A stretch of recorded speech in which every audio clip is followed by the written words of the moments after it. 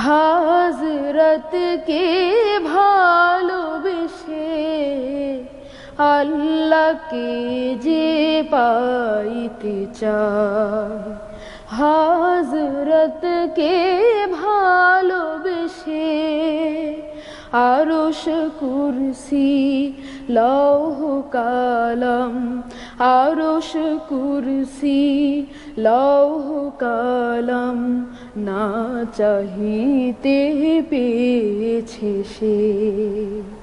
হাজরতকে ভালোবেসে আল্লাহকে যে পাইতে চায়, রসুল নামের রশি ধরে যেতে হবে খোদার ঘরে। রসুল